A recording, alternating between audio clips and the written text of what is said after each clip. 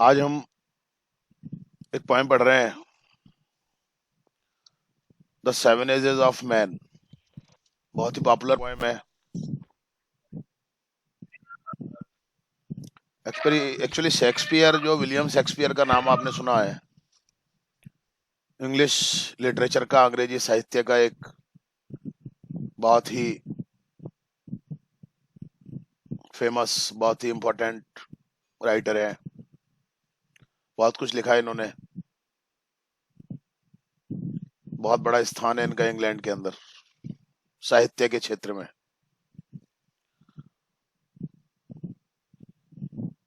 इन्होंने एक कॉमेडी लिखी थी, एज यू लाइक इट, और उसमें से इन्होंने ये लिखा था, इन्होंने the seven ages of man.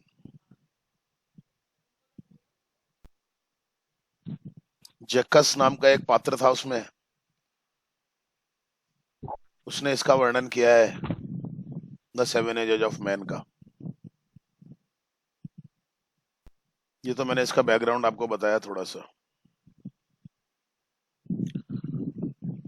और इसके अंदर जो कवि ने जो वर्णन किया है, वो वर्णन किया है मनुष्य की अवस्थाओं का।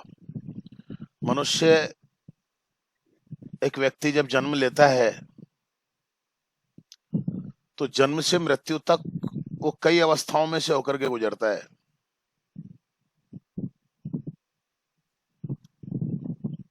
शिशु अवस्था से लेकर के और वृद्धावस्था तक, जब तक उसकी मृत्यु नहीं हो जाती है।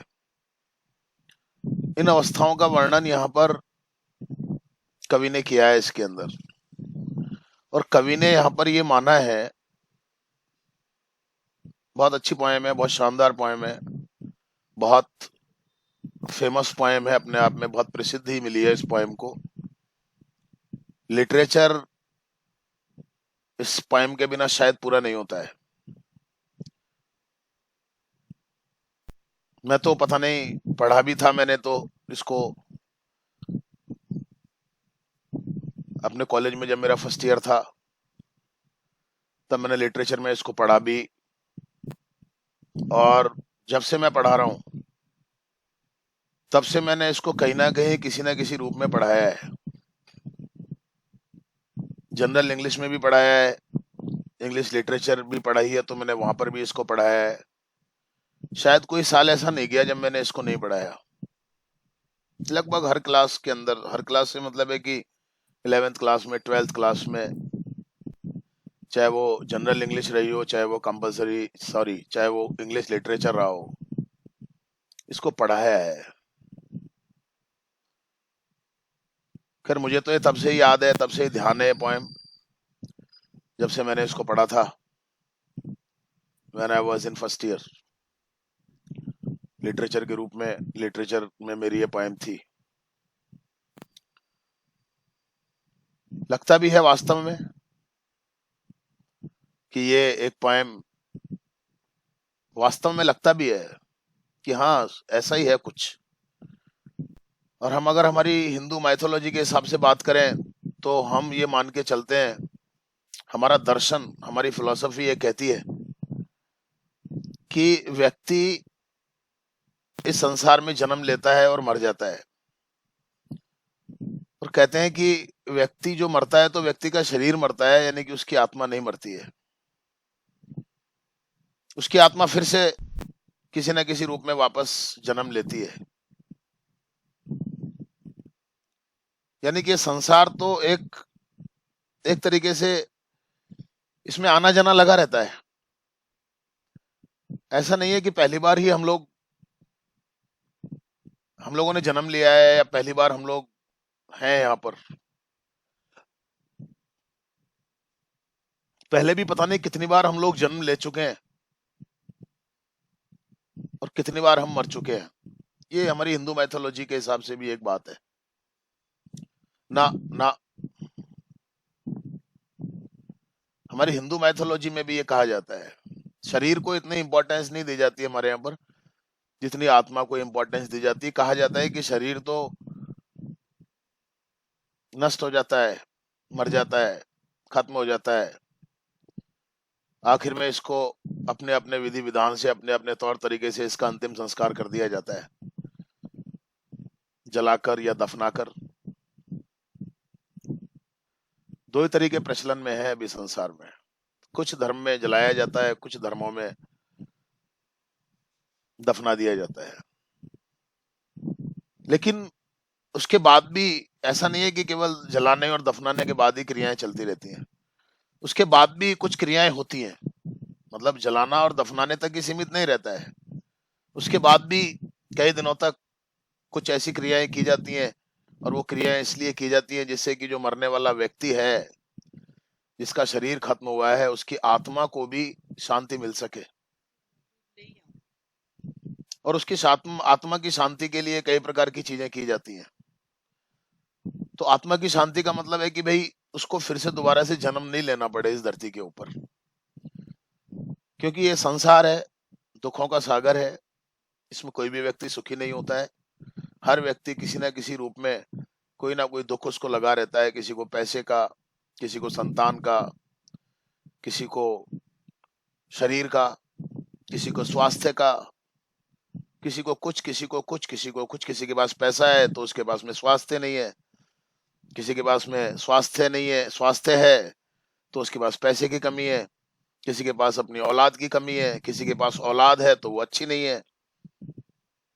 हर व्यक्ति किसी ना किसी रूप में दुखी है इस संसार में। लेकिन कहते हैं कि इस संसार के अंदर सबको अपना जीवन तो पूरा करना ही पड़ता है, और व्यक्ति के कर्मों के अनुसार व्यक्ति को अगला जन्म मिलता है। ये हमारी हिंदू माइथोलॉजी कहती है। फिर वो संसार में आता है, फिर वो जीता है, और फिर जीने के बाद में फिर एक समय उसका पूरा होता है, फिर वो मर जाता है, फिर चला जाता है, फिर वो किसी न किसी रूप में जन्म लेता है। ये संसार के अंदर उसका आना जाना इस प्रकार से चलता रहता है। उसी प्रकार से, और हमारा जो दर्शन है वो तो विश्व का सबसे प्राचीन दर्शन है। कहने को लगता है कि बड़ी अजीब बातें हैं, लेकिन है तो है। कई बार देखा भी गया है ऐसा। तो इसी कुछ कुछ इसी तरीके से विलियम शेक्सपियर ने भी मनुष्य के जन्म का कुछ ऐसा वर्णन किया है। विलियम शेक्सपियर कहता है कि ये जो संसार है, ये एक स्टेज है। स्टेज का मतलब रंगमंच। और इस रंगमंच के ऊपर जो भी कुछ गतिविधियां चलती हैं, जो भी कुछ क्रियाएं चलती हैं, जो भी कुछ संसार में हम देख रहे हैं, सुबह से लेकर रात तक, जब से हम जागते हैं तब से लेकर के सोने तक, वॉट एवर वी सी, जो भी कुछ हम देख रहे हैं, जो भी कुछ संसार में घटित हो रही है घटनाएं, विलियम शेक्सपियर ने कहा है कि ये एक ड्रामा है, नाटक। क्योंकि वो तो एक राइटर था, लिटरेचर से जुड़ा हुआ व्यक्ति था। तो हर चीज को, साहित्यकार जो होते हैं वो चीजों को इसी प्रकार से देखते हैं। तो उसने इस जीवन को, इसकी गतिविधियों को, इसके क्रियाकलापों को एक नाटक का नाम दिया, एक ड्रामा का नाम दिया। ड्रामा, नाटक। सच में अगर देखा जाए तो यही है। और एक बात तो ये हो गई कि उसने पूरे संसार को एक रंगमंच का नाम दिया, और इस पूरे संसार में जितनी भी गतिविधियां होती हैं, जितनी भी चीजें होती हैं, जितने भी क्रियाकलाप होते हैं, उन सबको एक नाटक, एक ड्रामा उसने कहा।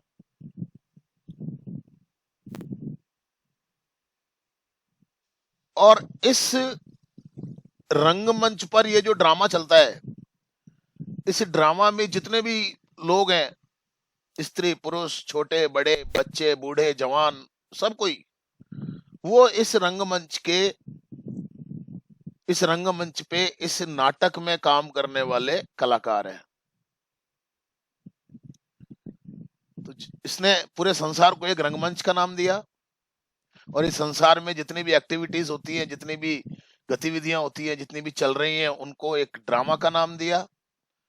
और इस ड्रामा में, यानी कि संसार में जो लोग हैं जितने भी, जितने भी लोग हैं, चाहे वो अमीर हैं, चाहे वो गरीब हैं, चाहे वो छोटे हैं, चाहे वो बड़े हैं, चाहे वो बूढ़े हैं, चाहे वो जवान हैं, चाहे वो बच्चे हैं, चाहे वो पुरुष हैं, चाहे वो महिलाएं हैं, ये सब कलाकार हैं, जो इस संसार के नाटक में, इस संसार के स्टेज पर अपना अपना पार्ट प्ले करते हैं। कलाकार का काम क्या होता है? स्टेज पर आता है, अपना पार्ट प्ले करता है, और जब उसका पार्ट पूरा हो जाता है तो चला जाता है। इसका एग्जाम्पल फिल्मों से आप ले सकते हैं। फिल्में भी आप देखते हैं, 2 घंटे की, 2.5 घंटे की, 3 घंटे की होती हैं, शुरू होती हैं और खत्म हो जाती हैं। उसमें भी अलग अलग पात्र होते हैं, हीरो, हीरोइन, खलनायक, ये सब लोग अपना अपना पार्ट प्ले करते हैं और चले जाते हैं, फिल्म खत्म।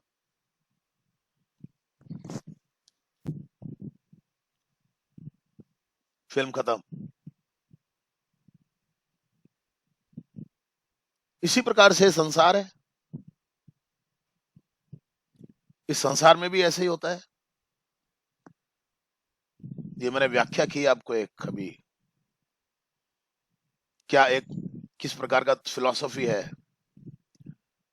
मैं तो बहुत छोटा आदमी हूं इन चीजों के लिए, जो पढ़ा है, जो सीखा है, वो जो भी कुछ आता है थोड़ा बहुत मैं आपको बताने की कोशिश करता हूं हमेशा। ये बात तो हो गई एक। अब विलियम शेक्सपियर ने कहा है कि जो ये जो संसार है, और इस संसार में जो नाटक चल रहा है, और आदमी जो अपना जीवन पूरा करता है, पैदा होने से लेकर के मरने तक, तो विलियम शेक्सपियर ने इस जीवन को,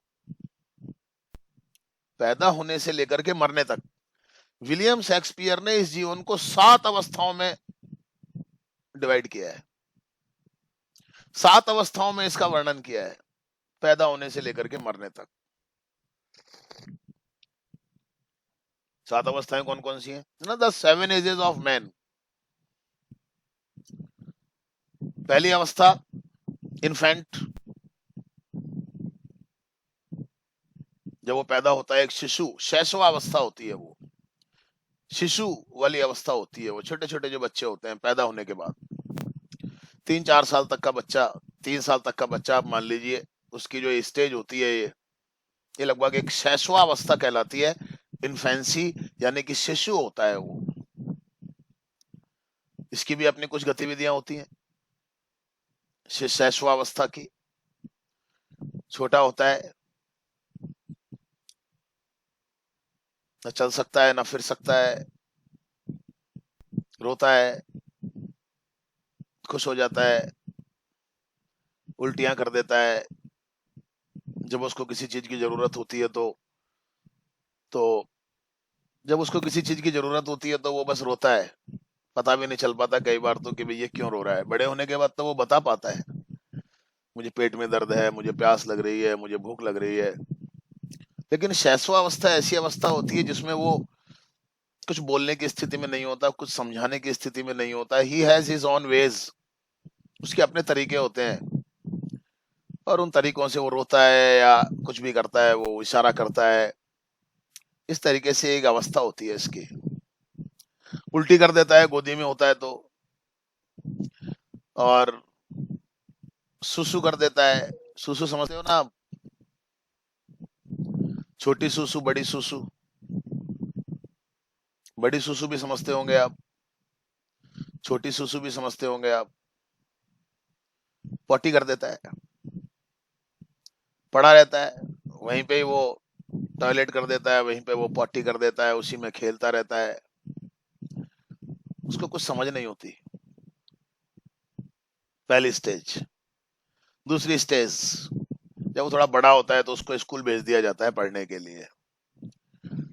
school boy, second stage is school boy. School जाता है वो, उसकी इच्छा तो नहीं होती स्कूल जाने की। कौन जाना चाहता है जी स्कूल? शायद स्कूल हमारे इतने इंटरेस्टिंग नहीं है। होने चाहिए, होने चाहिए जहां पर हमारे बच्चे तैयार रहे, बच्चे सुबह स्कूल आते हैं तब इतने खुश नहीं होते, लेकिन जब छुट्टी होती है तब ज्यादा खुश नजर आते हैं। मेरा अनुभव है।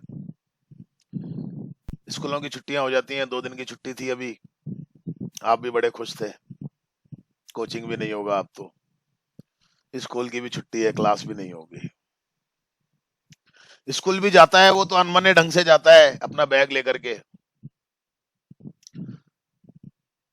सुबह जाता है तो उसका चेहरा खिला हुआ होता है, चमक होती है चेहरे के ऊपर, लेकिन जब दोपहर को वापस आता है तो वो बच्चा मुरझाया हुआ होता है। इस तरीके से यहाँ पर कवि ने, विलियम शेक्सपियर ने सेकंड स्टेज को एक्सप्लेन किया है, that is the school boy. उसके बाद तीसरी अवस्था आती है लवर, प्रेमी। प्रेमी हो जाता है, प्रेमी बन जाता है वो चाहता है सबको प्यार करना, प्रेम करना।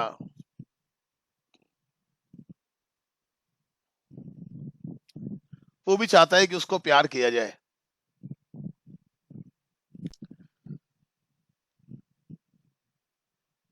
एक प्रेमी अपनी प्रेमिका की याद में, उसकी प्रशंसा में गीत लिखता है, उसको रिझाना चाहता है, उसका साथ पाना चाहता है, और जब वो नहीं मिलती, उसके विरह में वो बड़ा दुखी होता है, वो तड़पने लग जाता है। जैसे आग में से, जैसे भट्टी में से आग जलती है और आवाज निकलती है, ऐसे वो भी आहें भरने लग जाता है। दर्द भरे गीत वो लिखता है, गाता है अपनी प्रेमिका को खुश करने के लिए, उसकी प्रशंसा करता है। ये एक स्टेज होती है जिसको हमने थर्ड स्टेज कहा है, लवर। चौथी स्टेज जब होती है, इससे थोड़ा सा आगे बढ़ते हैं। अब आपकी कौन सी स्टेज है आप खुद ही डिसाइड कर लेना, मैं तो क्या बताऊं अब आपको, आप तो खुद समझदार हो, मैं तो आपके बराबर समझदार भी नहीं हूं।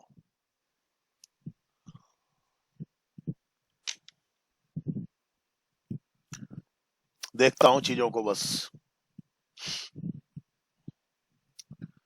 फिर आता है सोल्जर, सिपाही, सैनिक। यहाँ पर सोल्जर का मतलब है कि जिस प्रकार से एक सोल्जर, एक सैनिक अपने देश के लिए मरने मिटने को तैयार रहता है, अपनी आन बान के लिए अपनी जान देने को तैयार रहता है, मौत के मुंह में जाने को तैयार रहता है। शायद फिल्म देखी होगी आपने, बहुत सारी फिल्में बनी है सोल्जर्स के ऊपर तो।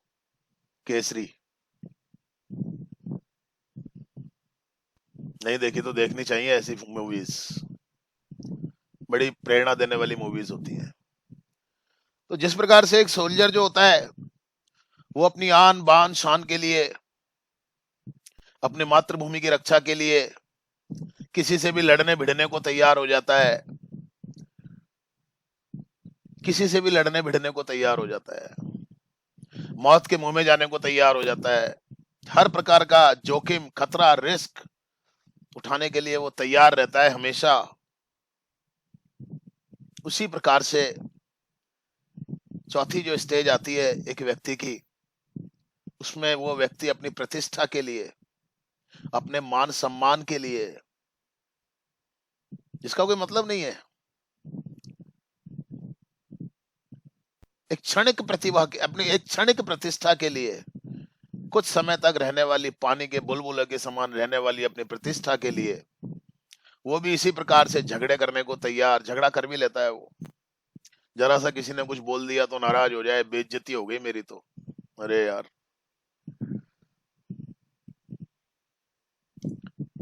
बहुत सारे विद्यार्थियों को भी देखा है मैंने, आपने ऐसे कैसे बोल दिया, अरे भैया क्या बोल दिया तेरे को यार, मेरी आपने इज्जत खराब कर दी, अरे भैया। अरे माता पिता के सामने और अध्यापक के सामने क्या इज्जत और क्या बेइज्जती। हम्म? लेकिन वो उस क्षणिक प्रतिष्ठा के लिए यदा कदा हमारे सामने भी ऐसे दृश्य उपस्थित हो जाते हैं। उस क्षणिक प्रतिष्ठा के लिए वो हर प्रकार का झगड़ा करने को तैयार हो जाता है। किसी की बात उसको जरा सा कोई बोल दे कुछ भी तो उसको अच्छा नहीं लगता है, लड़ने भिड़ने के लिए तैयार, मरने के लिए तैयार। ऐसा कैसे बोल दिया मेरे को, निकाल गाड़ी, ला तलवार। अरे यार, चल, ऐसे कैसे बोल दिया उसने, घर से निकालते हैं उसको। अरे भैया, ये उम्र ही कुछ ऐसी होती है। तो उस क्षणिक प्रतिष्ठा के लिए भी वो मौत के मुंह में जाने को तैयार हो जाता है। शायद नादानी होती है, शायद उसके अंदर समझ कम होती है। कोई उसको समझाता है तो उल्टा लगता है। कोई गलत बात उसने की और अगर उसके लिए कहा जाता है कि भैया देखो, तो उसको उल्टा लग जाता है। तो ये इस प्रकार से चौथी अवस्था का वर्णन किया है यहाँ पर कवि ने, जिसको हमने कहा है सोल्जर। लेकिन पता है, और इसमें एक बात और होती है, दाढ़ी वाड़ी बढ़ा लेता है। जनरली देखा है हमने, सम्मान के मामले में बड़ा। मैंने आपको बताया कि जरा सा भी कोई कुछ भी कहते तो बर्दाश्त नहीं होता उसको। शेर की जैसी दाढ़ी रख लेता है, अपने आप को किसी शेर चीते से कम नहीं समझता। जिम्मेदारियां नहीं होती है ना। और लगभग सबके साथ ही ऐसा होता है जी, एक दो की बात नहीं है, शायद मानव स्वभाव है ऐसा। वो उम्र ही ऐसी होती है, धीरे धीरे अकल आने लग जाती है। कई बार कहा भी जाता है, जब कोई बच्चा ज्यादा करता है तो कई बार कहा भी जाता है कि इसकी शादी कर दो, अकल ठिकाने आ जाएगी अपने आप। शादी तो वो जिम्मेदारी है जो अच्छे अच्छों को ठीक कर देती है भैया। और घर वाले फिर उसको कर देते हैं, निपटा देते हैं उसको। आजा बेटा, बहुत हो गया तेरी दादागिरी, तेरी नेतागिरी। सुबह निकल के जाता है, शाम तक पता नहीं चलता। एक ही इलाज है फिर ऐसे व्यक्ति का, कहा जाता है कि उसकी शादी कर दो, अपने आप ठिकाने पे आ जाएगा। शादी होते ही सब हिसाब किताब ठीक हो जाता है उसका। सब निकल जाती है उसकी, इज्जत फिज्जत, ये वो, आन सम्मान मान सम्मान, सब ठिकाने पे आ जाता है उसका। उसको फिर आटा तेल नून लकड़ी का भाव पता चलने लग जाता है। वो ऐसी मैडम आ जाती हैं जो उसको बिल्कुल ठीक कर देती है अपने आप। जिम्मेदारियां व्यक्ति को सिखा देती हैं बहुत कुछ। बस उसके बाद की स्टेज वही है, उसके बाद की स्टेज वही है। इतना लड़ाई झगड़ा करने के बाद, इतना सब कुछ देखने के बाद, एक अवस्था ऐसी आ जाती है कि उसके अंदर थोड़ी समझ आने लग जाती है। वो चीजों को समझने लग जाता है, क्या सही है क्या गलत है, किस बात के लिए लड़ना चाहिए किस बात के लिए नहीं लड़ना चाहिए। और फिर वो एक न्यायाधीश की भूमिका में आ जाता है, जस्टिस। जो व्यक्ति पहले कभी किसी की सुनता नहीं है, वो अब दूसरे लोगों को ज्ञान देने लग जाता है। अरे यार, ऐसे मत करो यार, हमने भी बहुत किया है, ऐसा कोई फायदा नहीं होता है यार। तुम जो आज कर रहे हो हम ये कर करके छोड़ चुके हैं यार, इसमें कुछ नहीं रखा बेटा, वो पढ़ लो।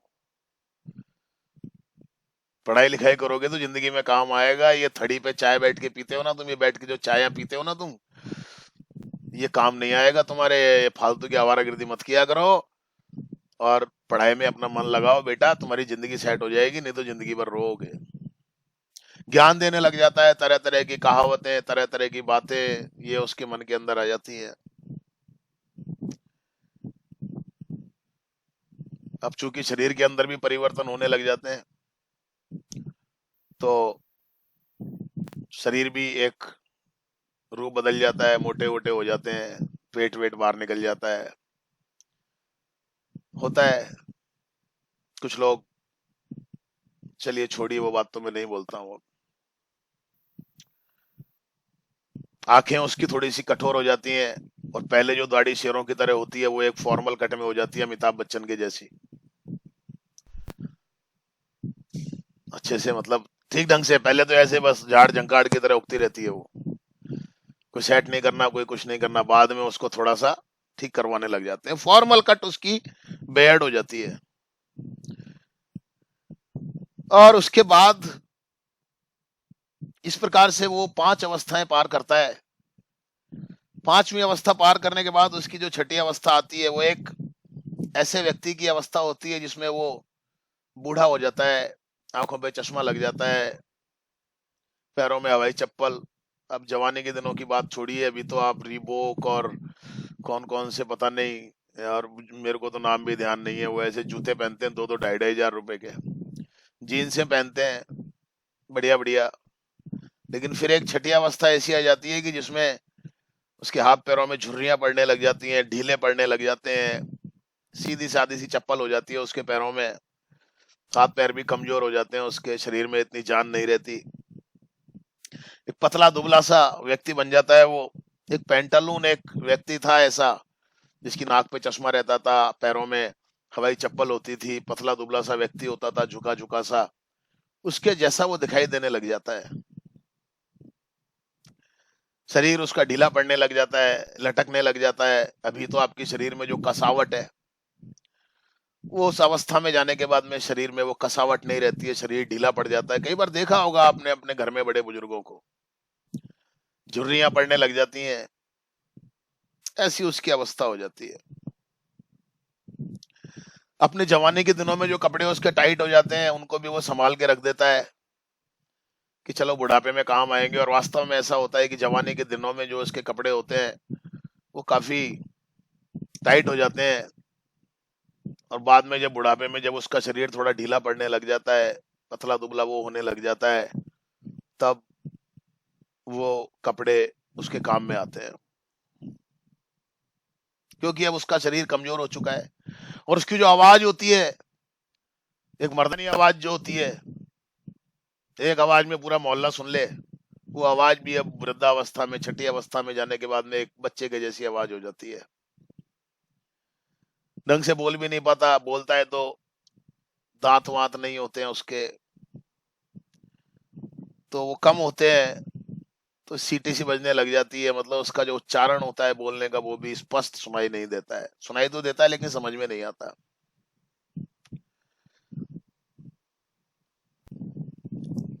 उसके बाद जो सातवीं अवस्था आती है सबसे आखिर में, वो अवस्था आती है उसकी दूसरा बचपन, सेकंड चाइल्डिशनेस। और उस सेकंड चाइल्डिशनेस में क्या होता है, व्यक्ति का जो व्यवहार होता है वो एक बच्चे की भांति हो जाता है।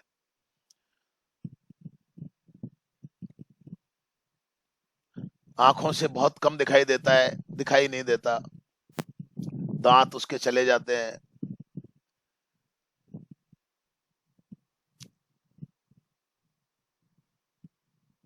स्वाद का पता नहीं चलता, हर चीज उसकी धीरे धीरे समाप्त होने लग जाती है, हर चीज उसकी धीरे धीरे समाप्त होने लग जाती है, चीजों को भूलने लग जाता है वो, ना पहचान पाता है, ना ढंग से देख पाता है, ना ढंग से चीजों को सुन पाता है। हाँ, कहाँ कह रहे हो छे?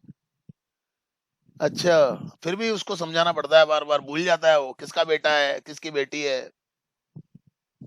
फिर भूल जाएंगे, देख नहीं पाते हैं, कितना ही चश्मा लगवा दो,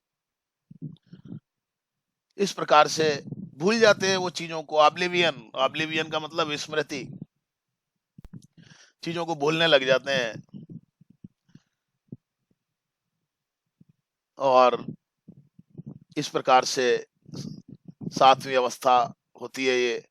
और उसके बाद अपने जीवन यात्रा को पूरा करके वो व्यक्ति चला जाता है। अब व्यक्ति का जब जन्म हुआ तो शेक्सपियर ने कहा कि भैया ये तो उस स्टेज के ऊपर उसकी एंट्री है, जन्म को उसने एंट्री से कंपेयर किया। और जब वो व्यक्ति मर जाता है तो कहता है कि ये उसकी एग्जिट है इस स्टेज से। यानी कि संसार एक रंगमंच है, इस संसार में होने वाली क्रियाकलाप, गतिविधियां एक नाटक है। और इस नाटक में जो काम करने वाले लोग हैं, इस संसार में जितने भी लोग आपको दिखाई देते हैं, वो कलाकार हैं, प्लेयर्स हैं। और व्यक्ति जब इस स्टेज के ऊपर आता है, स्टेज का मतलब संसार, तो वो जन्म लेता है। तो जन्म लेना का मतलब इस स्टेज के ऊपर उसकी एंट्री होती है। और एंट्री होने के बाद में वो अपने अलग अलग पार्ट्स को प्ले करता है। पहली stage infant, school boy, lover, soldier, justice, old man, Pantaloons वाल कह दीजिए आप, एंड देन सेकंड चाइल्डिशनेस।